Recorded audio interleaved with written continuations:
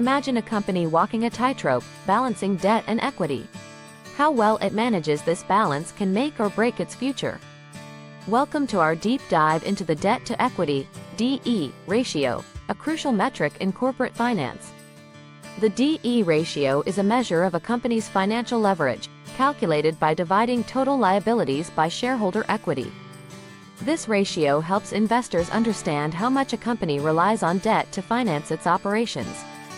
A high DE ratio suggests higher risk, as the company is heavily reliant on borrowed money. Conversely, a low DE ratio might indicate that a company is not leveraging debt to fuel growth. But what exactly is a good DE ratio? It varies by industry and company specifics. For instance, utility companies often have high DE ratios due to their stable income streams and heavy regulation. In contrast, tech companies might have lower DE ratios, reflecting their reliance on equity financing. Let's break down the formula. Debt to equity equals total liabilities, shareholder equity.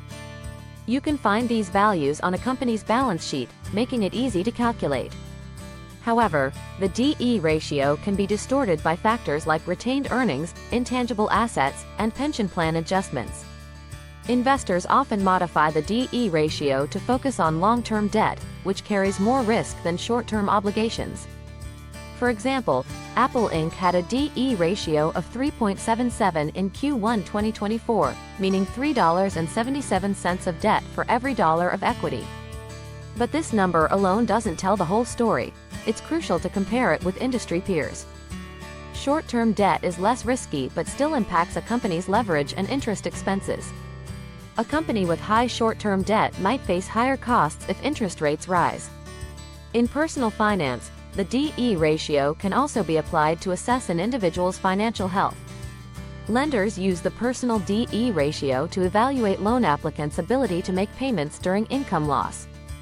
A good personal DE ratio increases the likelihood of loan approval, whether for a mortgage or a business loan. Gearing ratios, including the DE ratio, focus on financial leverage and its risks.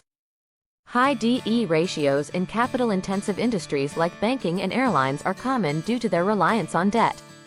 A steadily rising DE ratio can signal future financing difficulties and potential loan defaults. However, not all high DE ratios are bad. They can indicate growth opportunities if managed well.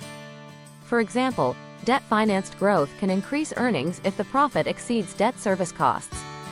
But if debt costs outweigh the benefits, the company's share price may drop. Market conditions can change, making initially prudent borrowing unprofitable later.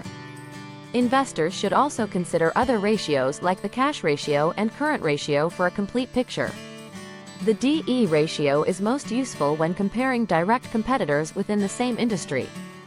A negative DE ratio means a company's liabilities exceed its assets, often a red flag for investors.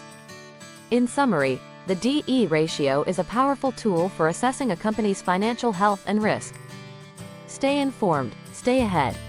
Understanding the DE ratio can be your key to smarter investments. Keep balancing.